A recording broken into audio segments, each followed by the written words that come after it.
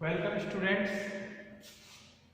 ये BA third year and BA third year की class है। Subject English literature. Last time हमने Robert Browning की पोइम पढ़ी थी, माई लास्ट अचेज। अब हम नेक्स्ट पोइम पढ़ रहे हैं जिसका नाम है मैथ्यू आर्नोल्ड। मैथ्यू आर्नोल्ड एक फेमस पोइट है, साथ में एक क्रिटिक भी है। क्रिटिक वो होता है जो दूसरों के जो वर्क होते हैं उसकी क्रिटिसिज्म करता है, उसके गुण दोषों के बारे में बताता है। तो ये पोइट भी थे और क्रिटिक भी थे।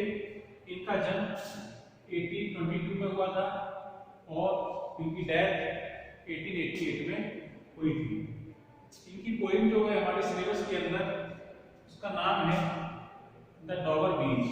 डॉवर बीच क्या है? A name of the place. ये एक जगह का नाम है। बीच का मतलब होता है सी कोस्ट। बीच का मतलब क्या होता है? सी कोस्ट, समुद्री तट।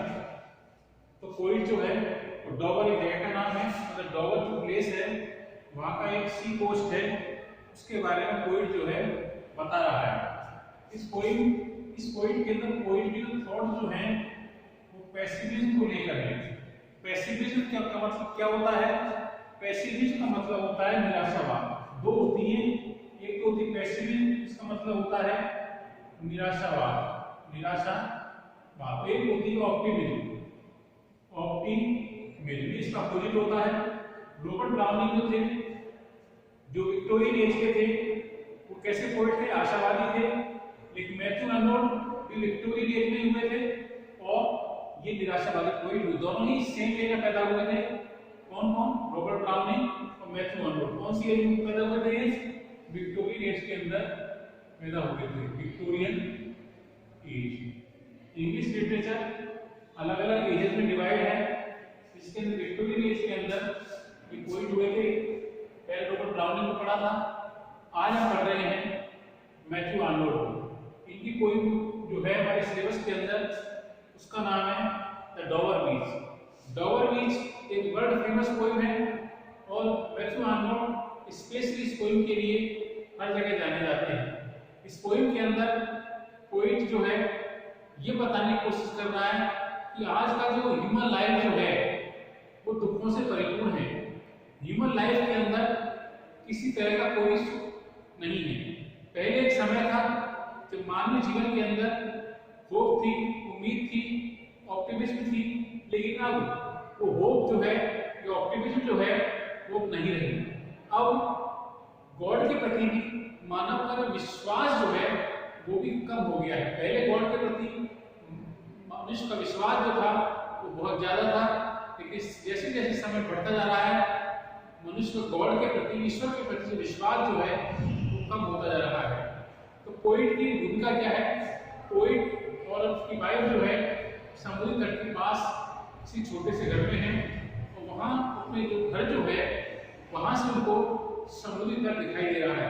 और जब समुद्र की लहरें कभी आती हैं कभी जाती हैं, जब इस दृश्य को देखता है तो पोइट के मन में निराशावादी विचार उत्पन्न होते हैं। किस तरह के विचार हैं ये हम पोइम के अंदर स्टडी करिए। हम एक एक लाइन इसकी पढ़ेंगे। उम्मीद है आपको कोई समझ में। ज्यादा बड़ी पोइम नहीं है, शॉर्ट पोइम है लेकिन इंपोर्टेंट पोइम है। जिस तरह माई लास्ट अचेज रॉबर्ट ब्राउनिंग की इंपोर्टेंट पोइम थी, उसी तरह डॉवर बीच जो है वो मैथ्यू आर्नोल्ड की इंपोर्टेंट पोइम है। ठीक है, अब पढ़ते हैं एक एक लाइन इस पोइम की।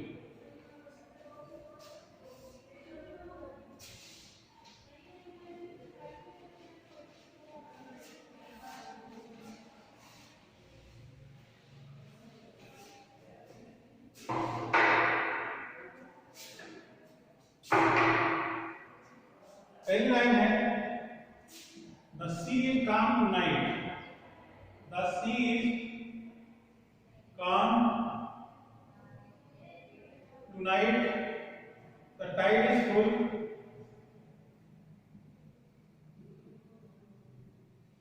The tide is full. The moon lies fair. The moon lies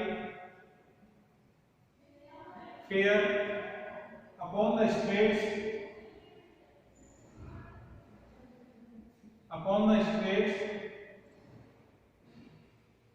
on the French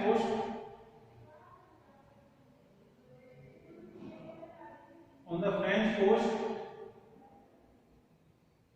the light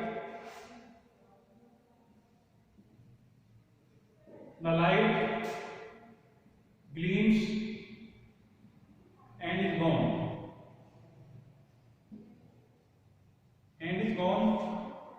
The cliffs of England stand.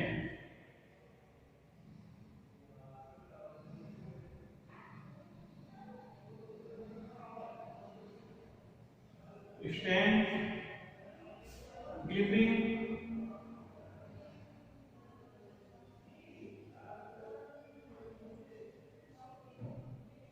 and vast out in the tranquil bay,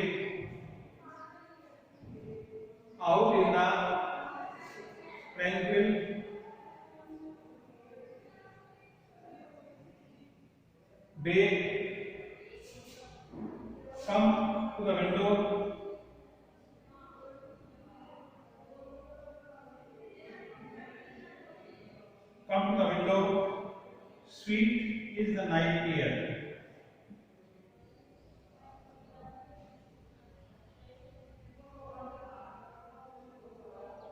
अब इन पंक्तियों को अपन समझते हैं क्या कहना चाह रहा है। ये पोएम की बैकग्राउंड की पंक्तियां हैं। जैसा कि मैंने आपको बताया, पोएट और उसकी जो वाइफ जो है, बिलव जो है, वो समुद्र तट के पास में ही किसी छोटे से घर में है और उनके घर की खिड़की से उनको समुद्र का किनारा जो है, सी बीच या सी कोस्ट जो है, वो दिखाई दे रहा है। उस जगह का नाम है डॉवर। अब पोएट ये कहता है, अपने विचार बता रहा है, the sea is calm tonight. C is calm tonight का मतलब आज समुद्र जो है एकदम काम माने शांत है। आज समुद्र शांत है, आज कोई समुद्र तूफान नहीं आ रहा है, ऐसा लग रहा है समुद्र एकदम शांत है। The tide is full. Tide का मतलब होता है वेव। समुद्र की लहरें जो है वो पूरी तरह से बह रही हैं। समुद्र की लहरें जो है बह रही हैं। The moon lies there. Lies का मतलब लुकिंग, और मून जो है घेर वाली ब्यूटीफुल, और चंद्रमा जो है वो भी अपन को सुंदर नजर आ रहा है। Upon the straits. स्ट्रेट्स का मतलब होता है सी पाथ, समुद्री मार्ग। स्ट्रेट्स का मतलब क्या होता है? सी पाथ। तो समुद्री मार्ग जो है इसके ऊपर मून जो है बहुत ही सुंदर दिखाई दे रहा है। अब ऑन द फ्रेंच कोस्ट, ऐसा लग रहा है कोई जो है फ्रेंच कोस्ट के ऊपर है। फ्रेंच का मतलब फ्रेंच जगह का नाम है फ्रांस। फ्रांस का समुद्र तट के ऊपर द लाइट ग्लीम्स। ग्लीम का मतलब होता है शाइन, और फ्रेंच का समुद्री कोस्ट जो है वहां पे हल्का सा प्रकाश दिखाई दे रहा है। And is gone. थोड़े समय बाद हल्का सा प्रकाश दिखाई दे रहा है, वो चला जाता है। क्लिफ्स। क्लिफ्स का मतलब होता है पीक्स, चोटियां ऑफ इंग्लैंड। यहाँ से इंग्लैंड की चोटियां जो है स्टैंड खड़ी दिखाई दे रही हैं। ग्लिमरिंग। ग्लिम का मतलब हल्की हल्की दिखाई देना। लाइटली शाइनिंग, हल्का हल्का चमकना। Lightly shining. और इंग्लैंड की क्लिफ जो है, चोटियां जो है वो हल्का हल्की चमक हल्के की दिखाई दे रही है, धुंधली सी दिखाई दे रही है। वास्ट वास्ट लेकिन काफी बड़ी है चोटियां। Out in the tranquil. Tranquil का मतलब पीसफुल, शांत प्रिय और बेमानी खाड़ी। तो शांत में खाड़ी जो है वहां पर चोटियां जो है बहुत हल्की हल्की दिखाई दे रही हैं, लेकिन साइज में काफी बिग है, विशाल है। अब पोएट कहता है इससे, अपनी बिलव्ड से कहता है, क्या कहता है? Come to the window. वहां क्या कर रही है? इधर खिड़की के पास आ जाओ। Sweet is the night air. Sweet is the night air का मतलब नाइट एयर जो है वो बहुत ही सुंदर है, बहुत ही प्यारी है। इधर आ जाओ और आओ हम मौसम का आनंद लेते हैं। किस तरह कोई अपनी बात कहेगा तो आगे हम बढ़ेंगे।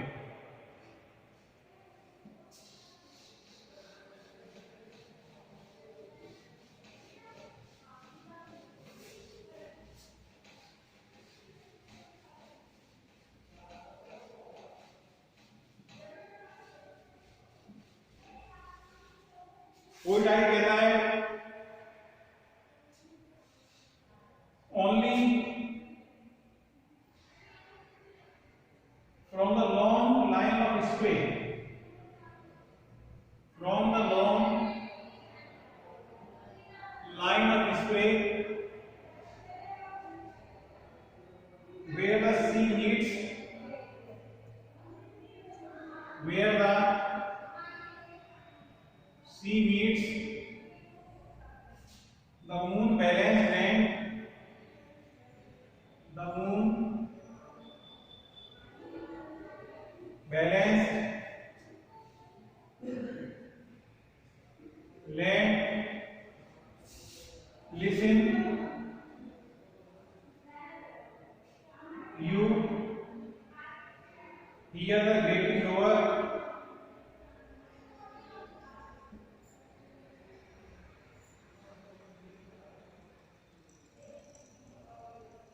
grating roar of pebbles,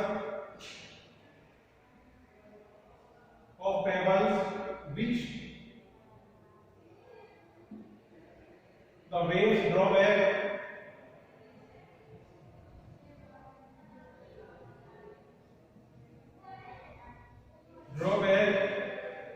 and fling.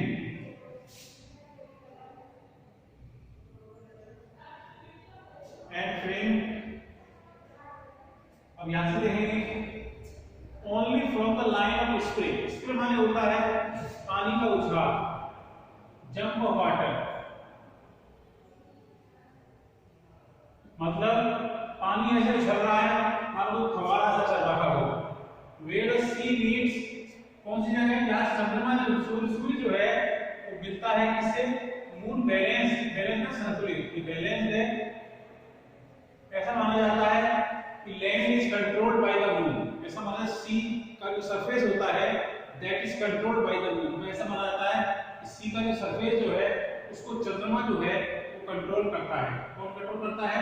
Moon जो है कंट्रोल करता है सी के सरफेस को। और सी जो है meets the moon balance land, इसका मतलब ये है चंद्रमा जो है totally being controlled by the moon.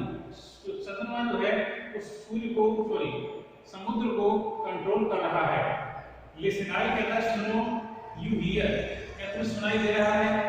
Grating row or, grating row or का मतलब होता है हार्श नॉइस, हार्श नॉइस। वो म्यूजिक, हार्श नॉइस का मतलब होता है वो म्यूजिक जो स्वीट नहीं है, music that is not melodious और sweet.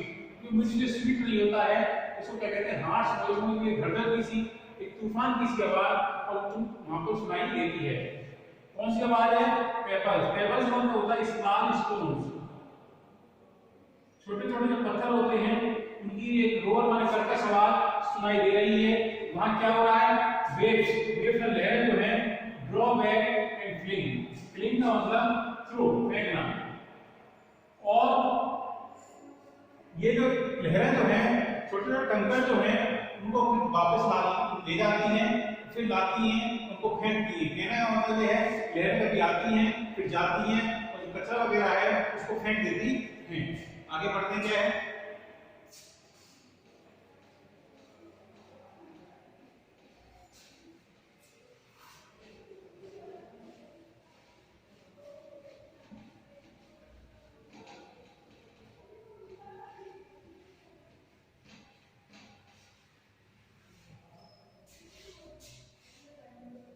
At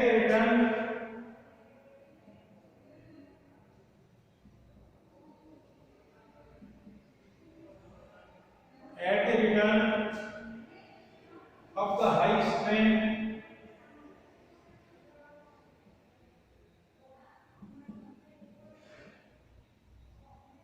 high strength begin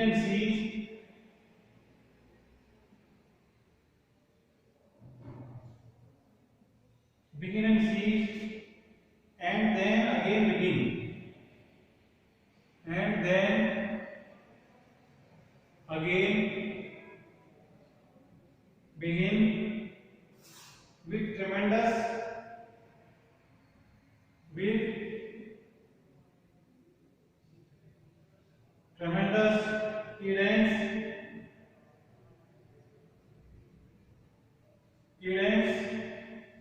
slow and bring, cadence slow and bring the eternal note of sadness in, the eternal note of sadness in। Poet आगे कहता है at the return, wave किसके लिए है? Waves के लिए आया, लहरों के लिए।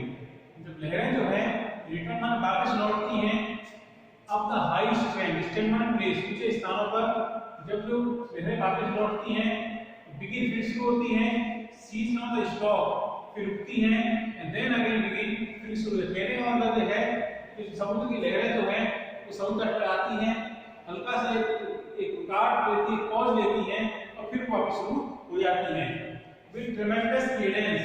केडेंस का मतलब होता है म्यूजिक, टोन, और ट्रेमेंडस मान ह्यूज, और एक तेज शोर करते हुए आती हैं। कभी तो आवाज स्लो होती है और कभी मतलब bring the eternal note of sadness in. Eternal note का मतलब होता है कभी न समाप्त होने वाला स्वर, नोट माने होता है स्वर, यहाँ पर टोन। इटर्नल का मतलब एवर लास्टिंग, कभी न समाप्त होने वाला। एवर लास्टिंग टोन जो है वो सैडनेस का मतलब दुख का शोर, ब्रिंग माने लेकर आना। कोई नहीं कहना चाह रहा है कि जो समुद्र की लहरें जो है जो समुद्र तट पर आती हैं धीरे धीरे और एक गहरा सा भाव उत्पन्न करती हैं, और ये लहरें जो होती हैं ये ऐसी लहरें हैं जो कभी आती रहेंगी जाती रहेंगी, इनका कभी समाप्त होना नहीं है। यही लहरों का धीरे धीरे बहना जो है पोइट के मन में एक तरह से सोरोफुल फीलिंग जो है, दुखद भावनाएं जो है वो उत्पन्न करता है। कहने का मतलब ये है पोइट जो है समुद्र की लहरों को देख रहा है, और लहरें जब स्लो होती हैं फिर वापस जाती है समुद्र के अंदर, तो ये लहरों का आना जाना जो है पोइट के मन में दुखद विचार जो है उसको पैदा करते हैं। क्या कहते हैं आगे देखते हैं।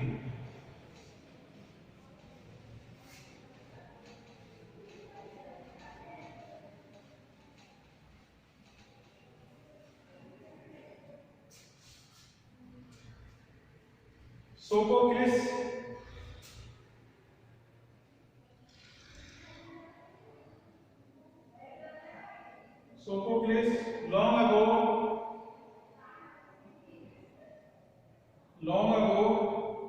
heard it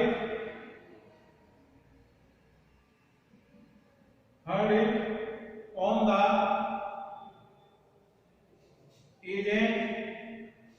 Aegean का मतलब होता है Greek, and it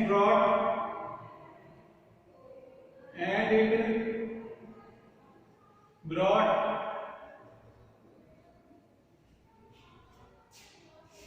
into his mind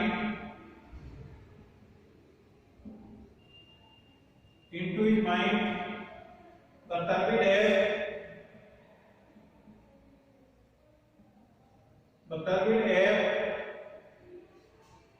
and flow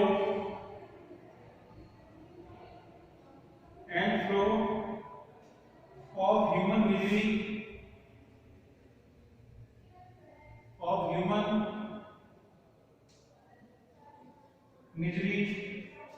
we find also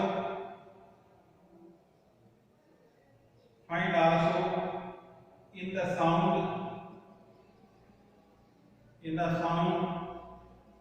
a thought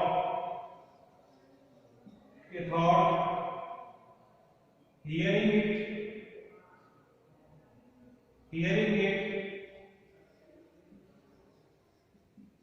it by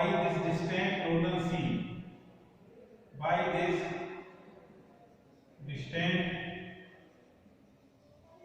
northern sea, poet कह रहा है सोफोक्लिस कौन हुआ था? एक ग्रीक ड्रामाटिस्ट हुआ था, अब सोफोक्लिस के बारे में बता रहा है जो एक ग्रीक ड्रामाटिस्ट हुआ था। लोग अगर बहुत समय हर्ड इट, उसने सुना था। एजे माने ग्रीक, उसने ग्रीक वर्ड्स के ऊपर जो स्वर मैं सुन रहा हूँ यही भाव सुर को किसने भी सुने थे। And it brought into his mind, उसके मन में भी टर्बिड एब एंड फ्लो। टर्बिड एब एंड फ्लो का मतलब सैड, एब एंड फ्लो का मतलब उतार चढ़ाव, ups and down, ups and down. उसके मन में भी ऐसे ही उतार चढ़ाव विचार जो थे उसके मन में आए कि किसको लेकर के, ह्यूमन मिजरी, मिजरी का मतलब सोलो, मानव दुख को लेकर के उसके मन में ये विचार आए थे। We find also in the sound, कोई कहता हमें भी ध्वनि जो सुन रहे हैं, साउंड सुन रहे हैं, उसमें मतलब ये थॉट, ऐसा ही थॉट हमें भी आ रहा है। Hearing by this distant northern sea, तो ये शोर हमको, ये विचार हमें दिखाई दे रहा है, वो दूर उत्तरी जो समुद्र जो है वहां से हमको विचार सुनाई दे रहे। कहने वाला कोई नहीं कहना चाहता है जो विचार सोफोक्लिस ने हजारों सैकड़ों वर्ष पहले महसूस किए थे वही विचार आज मुझे सुनाई दे रहे हैं। आगे बढ़ते हैं।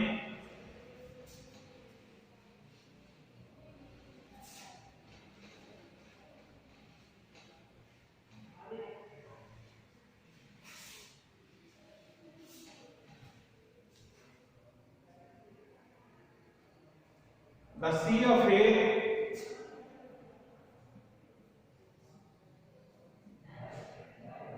the sea of faith was once full at the full and round but shore, and round earth show lay like the folds of a bright girdle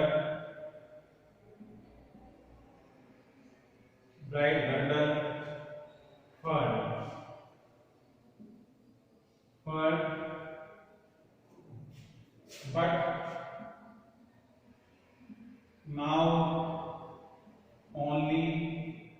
but now I only hear its melancholy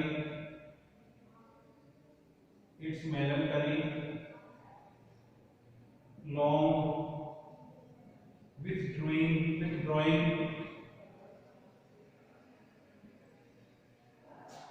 roar, retreating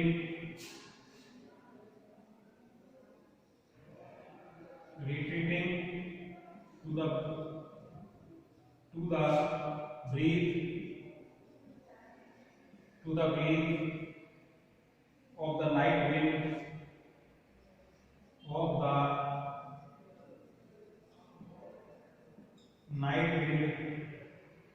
down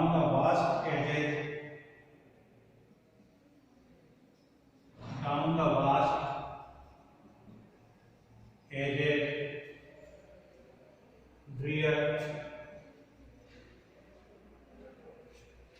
and naked shingles,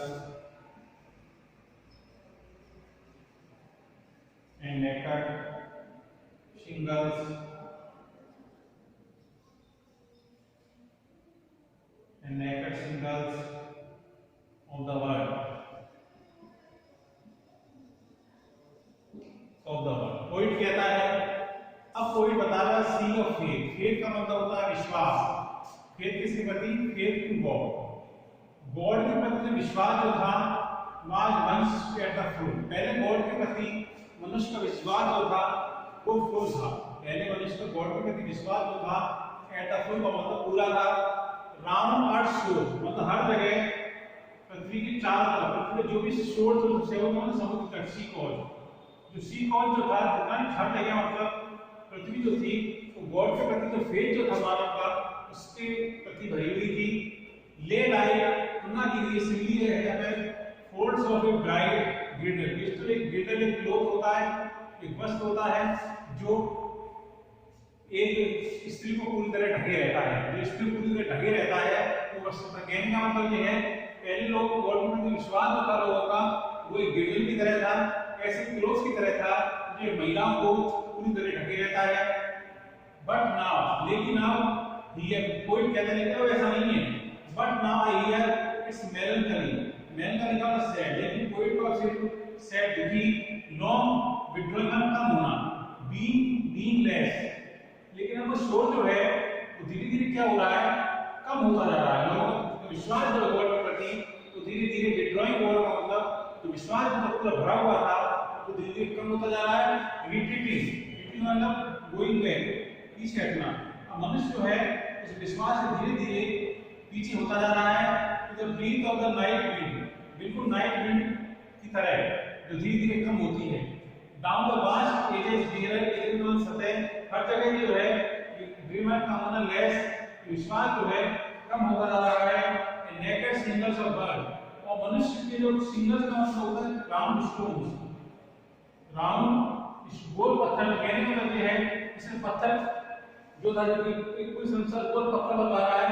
जिस तरह एक पत्थर की वो धूल चढ़ी रहती है, एक धर्म की धूल जो होती है वो चढ़ी रहती है, अब वो धूल जो हट चुकी है। अब मानव तो एक निर्वस्त्र हो गया है इसके अंदर गॉड के प्रति अपने विश्वास के अंदर। नेकेड का मतलब नग्न हो गया, मनुष्य पूरी नग्न हो गया है। इससे गॉड के प्रति विश्वास जो है पूरी हट चुका है, गॉड के विश्वास पूरी दूर हो गया है। यही पॉइंट जो है यहाँ बताने की कोशिश कर रहा है। तो ये बताने की कोशिश कर रहा है पहले मनुष्य का विश्वास जो था गॉड के प्रति वो बहुत ज्यादा था, लेकिन अब जो है विश्वास जो है वो धीरे धीरे कम हो गया है। और लास्ट ये कहता है मनुष्य पूरी तरह से गॉड लेस बन चुका है, फेथ लेस बन चुका है। अब एकदम वो नास्तिक हो गया है, पहले वो आस्तिक था। आगे बढ़ते हैं।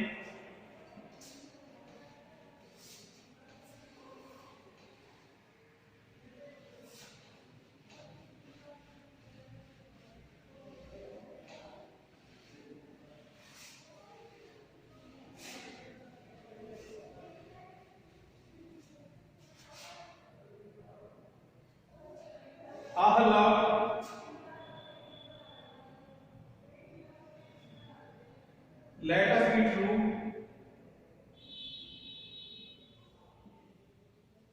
Love, let us be true to one another.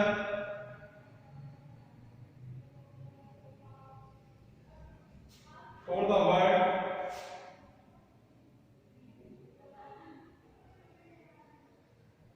which seems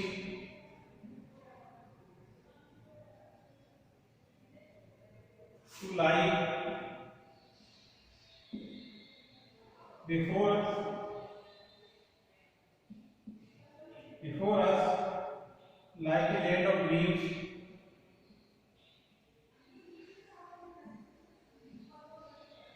like a land of dreams, so various,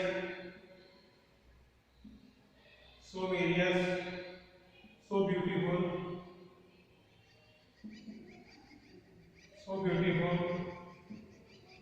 so new.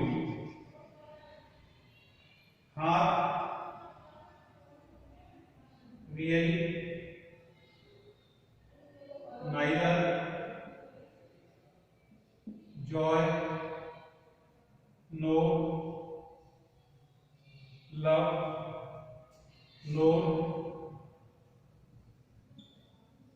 light nor certitude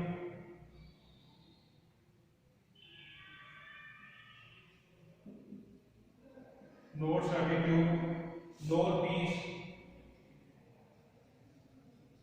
peace, nor helpful pain,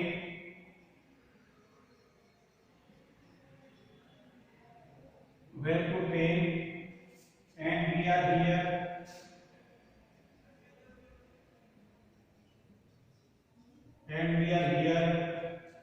as on a darkening plain, as on a darkening plain,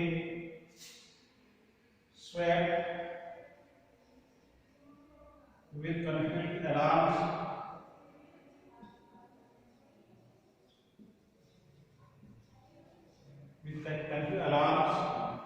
of struggle and pride,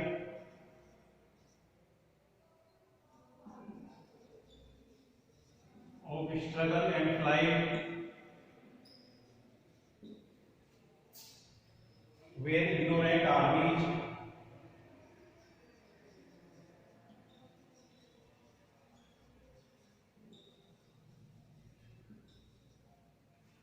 clash by night.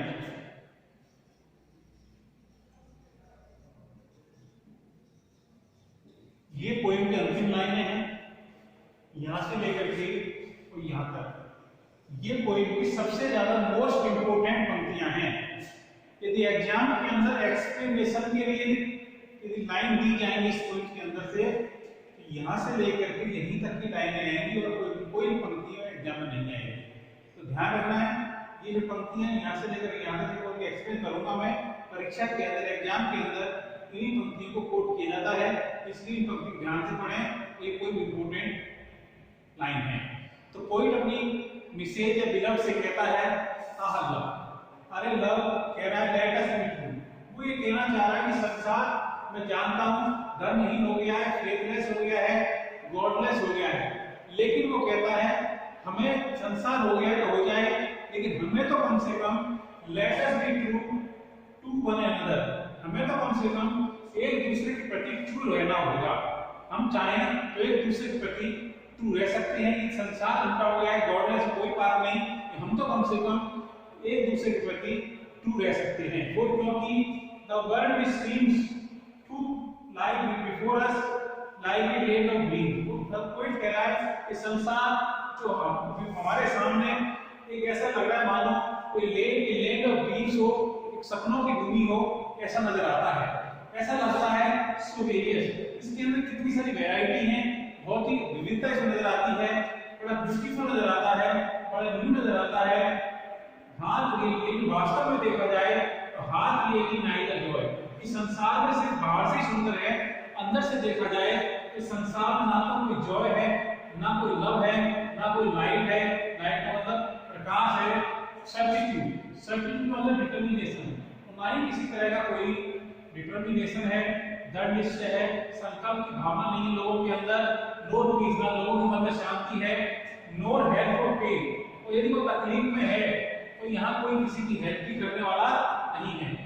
फिर अंतिम line और important लाइनें हैं, वो क्या example दे रहा है, we are here, हम इस संसार के अंदर एज ऑन ए डार्किंग प्लेन, ऐसा लग रहा है हम एक ऐसे संसार में रह रहे हैं जो बिल्कुल अंधेरे से परिपूर्ण है, प्लेन मतलब प्लेस, हम ऐसे प्लेस में रह रहे हैं, ऐसी जगह रह रहे हैं जो पूरा संसार जो है एकदम अंधेरे से परिपूर्ण है। स्वेल्ड विद कंफ्यूज्ड अलार्म्स, जिसके अंदर कंफ्यूज्ड आर्मी लोग, जिस तरह एक ऐसा बिल्कुल अंधेरा कर दिया गया है, और जहां मतलब कि सिपाही जो है स्ट्रगल कर रहे हैं, एक दूसरे से लड़ रहे हैं, उनको ये पता नहीं है कि कौन किसको मार रहा है, कौन अपना है, कौन पराया है। वे इग्नोरेंट अज्ञानी सेनाएं जो हैं क्लाइस में नाइट, रात में अंधेरे में लड़ाइयां कर रहे हैं। कहने का मतलब ये है हम ऐसे संसार में रह रहे हैं जो पूरी तरह अंधेरे युक्त है, और वहां पे उन सिपाहियों की तरह हैं जो अंधेरे में लड़ाई करते हैं, उनको खुद पता नहीं होता कौन किसको मार रहा है। तो कोई इस पोएम के माध्यम से बताना चाह रहा है कि मनुष्य जो है वो गॉडलेस हो गया है, फेथलेस हो गया है, ना तो उसके मन में कोई दया की भावना है, ना उसके मन में शांति है, ना कोई डिटर्मिनेशन है, ना उसके जीवन में खुशी है, ना लव है, ना लाइट है। बाहर से हो सकता है सुंदर दिखता हो, वैरायटी इसमें दिखती हो, न्यूनेस इसमें दिखती हो, लैंड ऑफ ड्रीम्स दिखता हो, लेकिन ऐसा नहीं है। कोई ये बेहतरीन पोएम है, इसका नाम है द डॉग बीच। मैंने इसको पढ़ा दिया है, आपको समझ में आ गई होगी। फिर बता रहा हूं, जब भी कोई पोएम पढ़े तो पोएम आपके पास होनी चाहिए, आपके सामने होनी चाहिए, ताकि आप एक एक शब्द को समझें, उसके भावों को समझें। इसकी समरी एग्जाम में इंपोर्टेंट नहीं है, एक्सप्लेनेशन जो है वो इंपोर्टेंट है। That's all for today. Thank you.